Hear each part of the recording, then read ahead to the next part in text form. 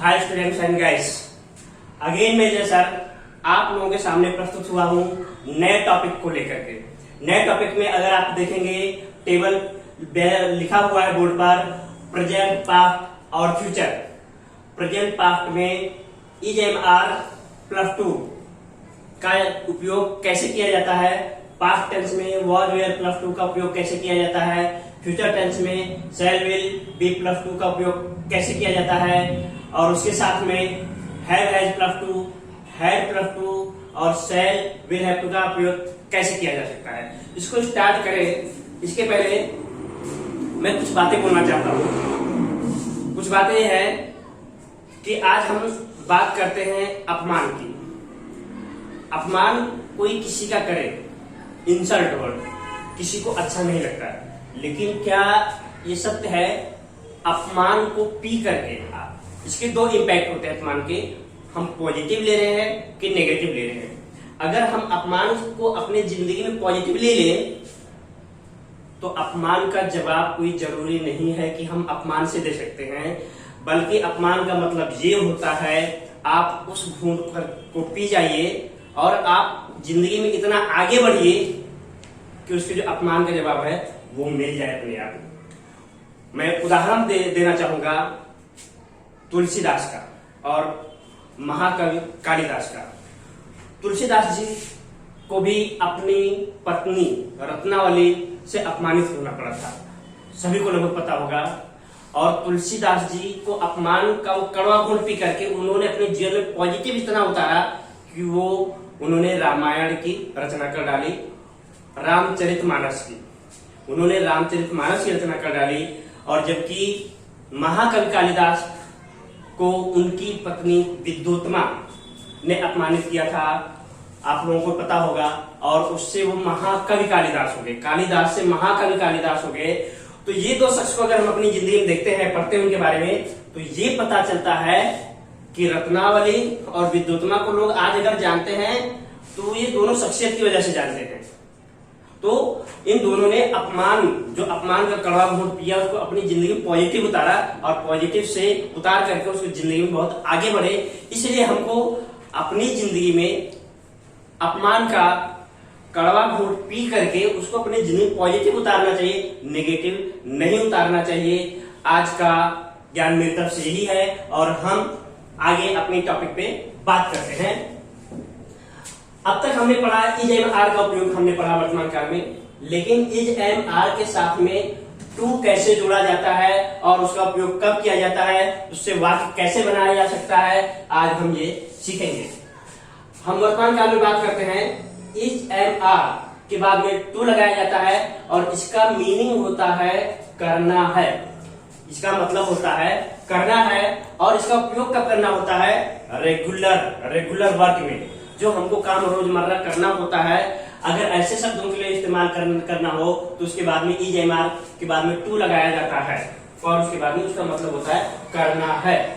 अगर हम इसको बात करें वर्तमान काल में हैव के बाद में टू लगाना है तो उसका मतलब होता है करना पड़ता है। करना पड़ता है मतलब कंपल्सरी, मजबूरी दिखाता, अनिवार्यता दिखाता। कोई चीज हमको जब मजबूरी में करनी पड़ती है तब वर्तमान काल में हैव हैज प्लस टू का उपयोग होता है। अगर मैं कोई उदाहरण दूं, जैसे मुझे स्कूल जाना है, मुझे स्कूल जाना है, तो I am to go to school, I am to go to school. क्यों? क्योंकि मुझे मेरे रेगुलर वर्क है, मुझे स्कूल रोज जाना पड़ता है, इसलिए I am to go to school, ये रेगुलर वर्क है। लेकिन अगर कोई कहे कि मुझे रविवार को भी स्कूल जाना पड़ता है, या मजबूरी में कोई काम करने के लिए जाना पड़ता है, तो उस कंडीशन में मान लीजिए हमको परीक्षा देने के लिए स्कूल जाना है या छुट्टी के दिन भी स्कूल जाना है, तो उस कंडीशन में यहाँ पे मजबूरी आ जाती है स्कूल जाना। अगर हम नहीं भी करना चाहें तो हमको करना पड़ता है। तो ऐसी कंडीशन में I have to go to school ये होता है, मतलब मजबूरी को दिखाता है। अगर वही शब्द बोले कि मुझे स्कूल जाना है तो I am to go to school, लेकिन अगर मुझे स्कूल जाना पड़ता है या मान लीजिए रविवार को जाना है तो I have to go to school. इस तरह से ये कंपल्सरी वाक्य और रेगुलर सेंटेंस बनते हैं प्रेजेंट टेंस में। अगर हम पास्ट टेंस में बात करें तो वॉज वेयर प्लस टू का मतलब होता है करना था, और इसी का हैड प्लस टू में उपयोग होता है करना पड़ता था। अब वॉज वेयर के बाद में अगर टू का उपयोग करते हैं तो उसके साथ में वो रेगुलर वर्क हो जाता है, उसके लिए उपयोग किया जाता है। और अगर हैड टू का उपयोग करना पड़ता है तो कंपल्सरी मतलब मजबूरी में ये सेंटेंस का उपयोग किया जाता है। अगर जैसे कि अगर बोले कि मुझे स्कूल जाना था, मुझे स्कूल जाना था, तो I was to go to school, I was to go to school, मुझे स्कूल जाना था। लेकिन अगर बोले मुझे स्कूल जाना पड़ता था, ये परिस्थिति के ऊपर डिपेंड करता है, परिस्थिति से विवाह के पढ़ करके हमको समझ में आता है, परिस्थिति के ऊपर डिपेंड करता है कि वो कंपल्सरी मजबूरी वाला वाक्य है कि रेगुलर वाक्य है। तो मुझे स्कूल जाना पड़ता था या मुझे बगीचे में जाना पड़ता था, मुझे बगीचे में जाना पड़ता था। अगर मान लीजिए हम कहते हैं मुझे बगीचे में जाना था, तो I was to go in the garden, I was to go to in the garden. अगर मुझे बगीचे में जाना पड़ता था तो I had to go in the garden, I had to go in the garden. अब मान लीजिए मैं बगीचे में जाना पड़ता था, वो मेरी हैबिट है, मुझे रेगुलर मेरा काम है, मैं जाता था, वो बात है। लेकिन अगर कहें कि मुझे बगीचे में जाना पड़ता था, अब कारण मान लीजिए बता दें दादाजी के साथ में जाना, तो वहां पे दादाजी की वो उसकी कोई पर्सनल नहीं थी चॉइस, लेकिन उसकी दादाजी के साथ में जाने की मजबूरी थी। तो ऐसी कोई कंडीशन आती है, शर्त आती है, मजबूरी आती है, तो ऐसी कंडीशन में हैड टू या वर्तमान काल में हैव प्लस टू का उपयोग किया जाता है। अगर हम आगे बात करें शैल विल के बाद में, उसका मतलब होता है प्लस टू में करना पड़ेगा, रेगुलर वर्क के लिए जो रेगुलर वर्क चलता है। लेकिन अगर शैल विल हैव के साथ में टू जोड़ा जाए तो उसका मतलब होता है करना पड़ेगा, मजबूरी का वाक्य आएगा। जैसे कि मुझे स्कूल जाना पड़ेगा, मुझे स्कूल जाना पड़ेगा, तो आई विल या I shall be to go to school, I shall be to go to school, मतलब मुझे स्कूल जाना पड़ेगा। ये रेगुलर वर्क है, बिकॉज ये मेरा रूटीन है, जो पहले भी जाते थे अभी भी जाना पड़ेगा, तो ये एक रेगुलर रूटीन को बताता है। लेकिन अगर कहें मुझे स्कूल जाना पड़ेगा, मुझे स्कूल जाना पड़ेगा, क्यों जाना पड़ेगा? हो सकता है एग्जाम देना है या कोई फंक्शन अटेंड करना है, तो आई विल या I shall have to go to school.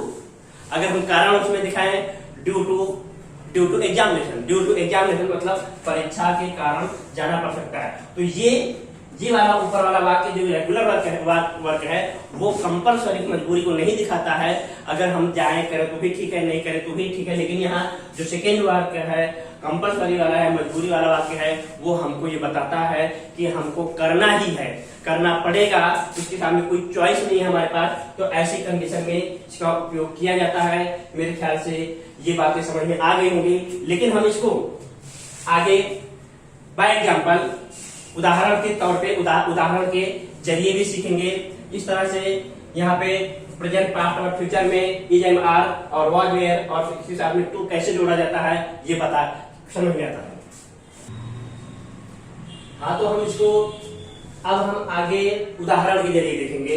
अब तक हमने दिखाया टेंस के हिसाब से कि ये टेंस में, प्रेजेंट टेंस में, पास्ट टेंस में, फ्यूचर टेंस में वाक्य कैसे is am are plus to का उपयोग से बनाया जाता है। हमने समझाने की कोशिश किया। अब हम इसको उदाहरण के जरिए बाय एग्जांपल देखेंगे। अगर हम प्रेजेंट टेंस की बात करें तो यहाँ पे मैं ब्रेकअप भी देना चाहूंगा। जैसे उदाहरण दिया है I am to go to school.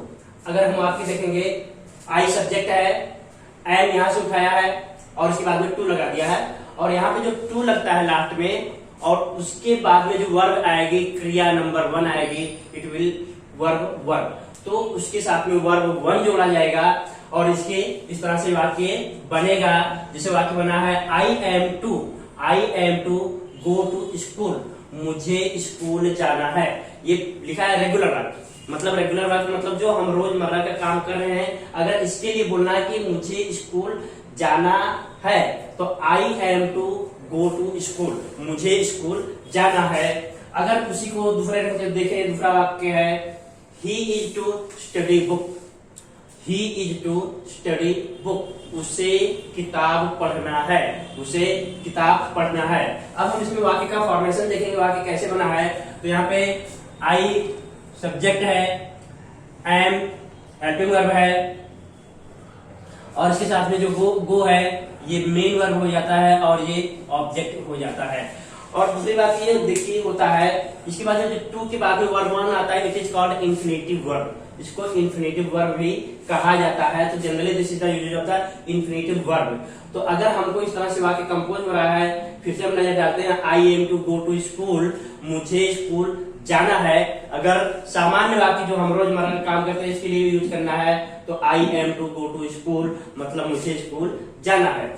अगर हम देखते हैं he is to study book, उसे किताब पढ़ना है। He is to study book, उसे किताब पढ़ना है। ये रेगुलर सेंटेंस है। लेकिन अगर जो कोई सेंटेंस मजबूरी में बोलना है, जो काम हमको मजबूरी में करना ही पड़ता है, उसके लिए ये है, जैसे I have to go to school, मुझे स्कूल जाना है। अब सवाल ये होता है, यहाँ पे लिखा है I am to go to school, मुझे स्कूल जाना है। I am to go to school, मुझे स्कूल जाना है। इसका अगर हम सामान्य अर्थ में अलग करें कि I am to go to school मतलब मुझे स्कूल जाना पड़ता है। यहाँ पे जो मैंने मीनिंग लिखाया है टेबल पे कि I have to go to school, उसका मतलब मुझे स्कूल जाना पड़ता है। अगर मान लीजिए स्कूल नहीं भी जाने की इच्छा है किसी कारण से, लेकिन जाना पड़ता है। मान लीजिए स्कूल में एग्जाम है, कोई टेस्ट है, किसी काम से बुलाया है, या किसी को मान लीजिए ड्रॉप करने के लिए जाना है, उसका कारण होता है, पर्टिकुलर का कारण होता है। जब उसका कारण होता है तो उसमें यहाँ पे कंपल्सरी पर मजबूरी वाला वाक्य आता है, और वहां ऐसी कंडीशन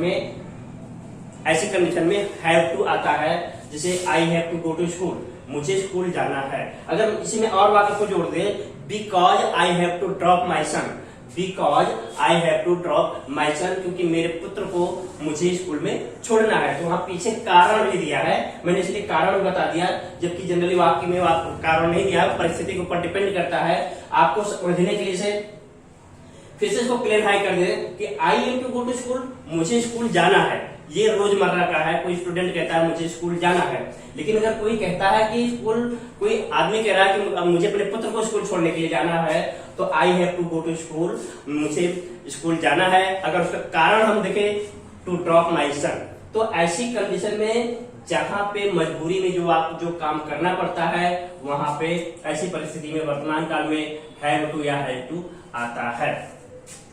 जैसे अगर कोई बोले कि शी हैज टू, कोई रेगुलर खाना बना, she is to cook food, उसे खाना बनाना है। लेकिन अगर कोई असामान्य परिस्थिति में खाना बनाना पड़ता है, उसकी हैबिट नहीं है, करना पड़ता है, कुछ मजबूरी में पड़ गए, तो मजबूरी में जो काम करना पड़ता है, तो अगर बोले उसे खाना बनाना पड़ता है, उसे खाना बनाना पड़ता है, तो she has to cook food, she has to cook food compulsory को दिखाता है या मजबूरी को दिखाता है। इस तरह से ये बात एकदम क्लियरफाई होनी चाहिए कि इज एम आर के साथ में टू के साथ में जो क्रिया लगा करके वाक्य कंपोज किया जाता है, ये रेगुलर वर्ब सेंटेंस होते हैं जो रोजमर्रा का काम करना होता है। लेकिन जो काम हमको मजबूरी में, कंडीशनल बेस, परिस्थितियों के आधार पर, on the base of circumstances, परिस्थितियों के आधार पर मजबूरी में करना पड़ता है, उसके लिए हैव टू अथवा हैज टू का उपयोग करना पड़ता है अथवा किया जाता है। आगे हम पास्ट टेंस में देखते हैं। वॉज वेयर टू का मतलब करना था, और हैड टू का मतलब करना पड़ता था। अब करना था तो हम देखेंगे जो हमारा रेगुलर वाक्य है, she was to buy a laptop, उसे एक लैपटॉप खरीदना था, उसे एक लैपटॉप खरीदना था। वो जो है उसका एक काम था, खरीदना था, तो रेगुलर सेंटेंस में बताता है। लेकिन अगर आगे हम देखें, they were to come to home, उन सबको घर पे आना था, उन सबको घर पर आना था, तो they were to come to home, this is the regular sentence.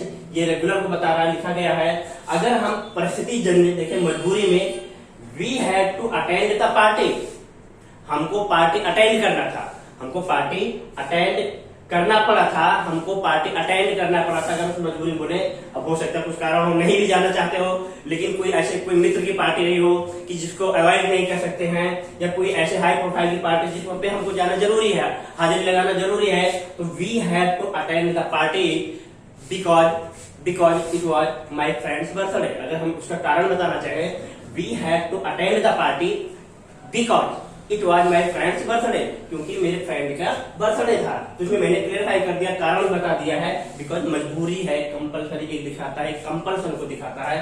तो we had to attend the party, हमको पार्टी अटेंड करना पड़ा था। अब उसका कारण मैंने दूसरे वाक्य में बता दिया, जबकि नॉर्मल वाक्य में she was to buy laptop, उसे लैपटॉप खरीदना था। हो सकता है नहीं भी खरीदा, लेकिन यहाँ पे तो इसमें कंडीशनल वैल्यू थी, इसमें आप करिए कि नहीं कर सकते हैं रेगुलर में तो भी चलेगा, लेकिन कंपल्सन या जो कंपल्सरी वाक्य होता है मजबूरी में जो किया वो करना ही पड़ता है, और परिस्थिति मजबूरी वाली परिस्थिति में करना पड़ता है। आगे हम बात करते हैं फ्यूचर टेंस की। फ्यूचर टेंस में शैल बी और विल बी के साथ में अगर टू जोड़ दिया जाए तो करना पड़ेगा, मतलब रेगुलर सेंटेंस बनेगा। लेकिन जब वही शैल विल हैव के बाद में टू जोड़ा जाता है तो मजबूरी वाला हो जाता है। अब हम आगे देखते हैं वाक्य को उदाहरण के जरिए टेबल पे देखते हैं। I shall be to take sleep, I shall be to take sleep मतलब मुझे सोना पड़ेगा। जैसे मान लीजिए रोज हम रात को सोते हैं तो हम मुझे सोना पड़ेगा, टाइम हो गया तो मुझे I shall be to take sleep, मुझे सोना पड़ेगा, this is the regular sentence. अगर हम दूसरा देखें, he will be to go to park, उसे पार्क जाना पड़ेगा, वो रोज जाता होगा, उसके रेगुलर सेंटेंस। लेकिन अगर कंपल्सरी में they will have to play drum, उनको ड्रम बजाना पड़ेगा, उनको पार्टी में ड्रम बजाना पड़ेगा। हो सकता है कि नहीं बजाने की भी इच्छा हो सकता है ड्रम बजाने आता हो लेकिन वो नहीं बजाते। It might be there might be possibility कि दूसरा कोई ड्रम बजाने वाला रहा हो, वो नहीं आया हो, तो मजबूरी में उसे ड्रम बजाना पड़ेगा। तो देयर द सर्कमस्टेंसेस बेस्ड, मतलब परिस्थिति के ऊपर डिसाइड करना पड़ता है कि whether it will be used this and this. तो अगर परिस्थिति जन के हिसाब से मजबूरी में जो काम करना पड़ रहा है उसके लिए यहाँ पे आएगा they will have to play drum, उनको ड्रम बजाना पड़ेगा। बिकॉज अगर हम जोड़े because other friend was unable to come in the party और म्यूजिक कंसर्ट, मतलब दूसरा मित्र जो था वो नहीं आ पाया था ड्यू टू एनी रीजन, किसी भी कारण से। तो इस परिस्थिति में, इस मजबूरी में किसी दूसरे को उनको ड्रम बजाने के लिए मजबूर होना पड़ा था। तो इसीलिए ये डिसाइड करता है, इंडिकेट कर रहा है they will have to play drum, उनको ड्रम बजाना पड़ेगा। अगर मान लीजिए रेगुलर है, कोई रेगुलर बंदा बजा रहा है, वो बजा रहा है, तो दे अगर वो कल उसे बजाना है तो they will have to play, they will की जगह हो जाएगा they will be to play drum, उनको ड्रम बजाना पड़ेगा। रेगुलर सेंटेंस में they will be to play drum, लेकिन अगर मजबूरी में बजाना पड़ रहा है तो they will have to play drum. तो इस तरह से ये कंपल्सरी अथवा मजबूरी परिस्थिति के आधार पर डिसाइड करना पड़ता है। दूसरा अगर हम बात करें, she will have to dance, उसे डांस करना पड़ेगा इन द पार्टी, मान लीजिए पार्टी में डांस करना पड़ेगा, वो भी कंपल्सरी दिखा रहा। मान लीजिए कोई दूसरा डांस करता है या नहीं हो रहा है या नहीं है लोग डांस करने वाले, परिस्थिति मजबूरी में उसे भी डांस करना पड़ेगा। तो दिस इंडिकेट, तो इस टेबल को देख करके हमको ये पता चलता है इज एमआर मतलब करना है, हैव टू मतलब करना पड़ता है, जो मजबूरी में यूज किया जाता है, मजबूरी में जो काम करना पड़ता है। वाज वेयर भूतकाल में करना था, हैड टू करना पड़ता था, तो ये रेगुलर सेंटेंस के लिए यूज किया जाता है। और हैड टू मजबूरी में जो काम करना पड़ता है, ऐसी परिस्थिति के लिए हैड टू का भूतकाल में उपयोग किया जाता है। भविष्य काल में shall be, shell will B के साथ में टू का उपयोग किया जाता है रेगुलर सेंटेंस के लिए, रेगुलर वर्क के लिए। लेकिन अगर वही काम मजबूरी में करना पड़े, परिस्थिति के आधार पर करना पड़े, तो ऐसी परिस्थिति में shall will have plus to का उपयोग किया जा सकता है। इस तरह से आप लोगों को प्रेजेंट, पास्ट और फ्यूचर में कैसे उपयोग किया जाता है, जो आज मैंने कल ही बताया था, हाउ टू यूज, किस तरह से इज एम आर के बाद में टू लगा करके उसका उपयोग किया जा सकता है प्रेजेंट, पास्ट और फ्यूचर में। इस तरह से ये चीजें क्लेरिफाई होती हैं। हाँ, तो हम आगे भी बात करते हैं, इसमें नई चीज की बात करते हैं, लेकिन उससे पहले मैं आपको बता दूं कि मेरे अपडेट आपको मिलते रहे, इसलिए मेरे वीडियोस को, मेरे चैनल को लाइक और सब्सक्राइब करते रहे, जिससे कि आपको नए नए वीडियोस मिलते रहे और आपको नॉलेज बढ़ता रहे। आगे हम बात करते हैं प्रेजेंट टेंस में, अगर इज एम आर के साथ में हैविंग टू जोड़ना है तो कैसे जोड़ा जाता है, उसका मीनिंग क्या होता है। पास्ट टेंस में वाज वेयर के साथ में हैविंग टू कैसे जोड़ा जाता है। भविष्य काल में शैल विल बी के साथ में हैविंग टू कैसे जोड़ा जाता है, उसका मीनिंग में क्या चेंज होता है। जैसे यहाँ पे देख रहे हैं, अगर इज एम आर प्लस से हैविंग टू जोड़ दिया जाए, उसका मतलब होता है करना पड़ रहा है। कहने का मतलब वो इसी बताता है, उसका मतलब ही बताता है कि ये सेंटेंस या कोई काम मजबूरी में करना पड़ रहा है। दूसरा हम पास्ट टेंस में बात कर रहे हैं, करना पड़ was were plus having to, मतलब पास्ट में करना पड़ रहा था, ये भी मजबूरी में ही दिखाता है। शैल बी विल बी के साथ में हैविंग टू जोड़ने के कि करना पड़ रहा होगा। अब हम इसको आगे सेंटेंस से, इससे वाक्य कैसे बनाया जा सकता है, किस परिस्थिति में बनाया जाएगा, ये हम बोर्ड पे देखते हैं वाक्य के जरिए।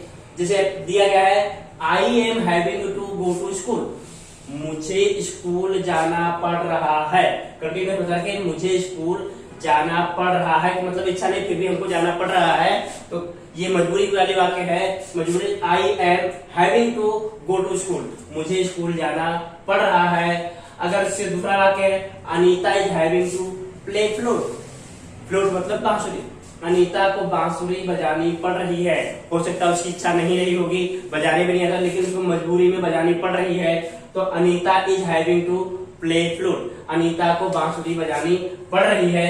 इस तरह से प्रेजेंट टेंस में इज एम आर के उपयोग से हैविंग टू कैसे जोड़ा जाता है, उसका वाक्य कैसे बदल वाक्य कैसे बनाया जाता है, ये हम देख रहे हैं।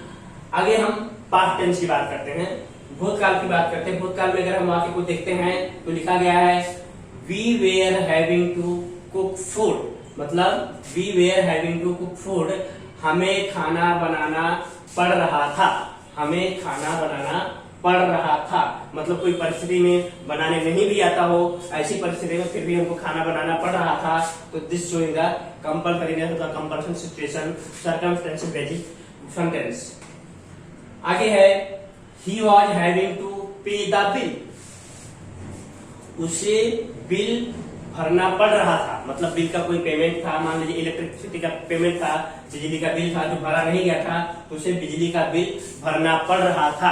क्यों भरना पड़ रहा था, हो सकता है कि नहीं भरे तो लाइट डिस्कनेक्ट हो जाए, इलेक्ट्रिसिटी डिस्कनेक्ट, तो देर माइट बी, ये मजबूरी में करना पड़ रहा था, तो ही was having to pay the bill, उसे बिल पे करना पड़ रहा था। आगे हम बात करते हैं फ्यूचर टेंस में कि शैल विल बी के साथ में हैविंग टू जोड़ने से क्या चेंज होता है या उसका वाक्य कैसे बनता है। बाय एग्जांपल है, Ram will be having to go to home, Ram को घर जाना पड़ रहा होगा। इसका मतलब है राम को घर जाना पड़ रहा होगा। अगर मान लीजिए उसकी घर जाने की इच्छा नहीं हो, उसकी घर जाने की इच्छा नहीं थी, फिर भी जो है उसे घर जाना पड़ रहा था, तो पड़ रहा होगा भविष्यकाल में इंडिकेट कर रहा है। दूसरा वाक्य है, you will be having to sing, you will be having to sing song in the party, तुम्हें पार्टी में गाना पड़ रहा होगा। हो सकता है कोई गाने के लिए सिंगर नहीं आया हो, या कुछ लेट रहा हो, कुछ चीजें नहीं हो, उसमें उसकी जगह पे किसी को इस्तेमाल किया गया, किसी को गाने के लिए खड़ा होना पड़ा, तो you will be having to sing song in the party, तुम्हें पार्टी में गाना पड़ रहा होगा। इस तरह से ये प्रेजेंट, पास्ट और फ्यूचर में हैविंग टू कैसे जोड़ा जाता है ये बताता है। आज हमने देखा इज एम आर के प्रेजेंट टेंस में प्लस टू, उसके साथ में टू कैसे जोड़ा जाता है, वॉज वेयर के साथ में टू कैसे जोड़ा जाता है, शैल बी विल बी के साथ में टू कैसे जोड़ा जाता है, हैज के बाद में टू कैसे जोड़ा जाता है, हैड के साथ में टू कैसे जोड़ा जाता है, और शैल बी विल बी के साथ में टू कैसे जोड़ा जाता है। इससे इसका मतलब क्या बदलता है, वाक्य किस परिस्थिति में उपयोग होता है। जैसे रेगुलर सेंटेंस में मैंने बताया, मजबूरी में सर्कमस्टेंसेस बेस्ड, अदरवाइज हम कह सकते हैं सिचुएशनल बेस्ड सेंटेंस, परिस्थिति जन्य वाक्य कैसे क्रिएट किए जाते हैं, ये टेबल हमको बताता है। और मुझे उम्मीद है आप लोगों को बहुत अच्छी तरह से समझ में आ गया है। आपके कमेंट्स का इंतजार है। अगर आपको कुछ नए अपडेट्स चाहिए तो प्लीज आप कमेंट में कर सकते हैं, और हमारे नए वीडियोस के लिए आप लाइक और सब्सक्राइब करते रहिए, हमारे साथ बने रहिए। आज के लिए इतना ही, थैंक यू सो मच।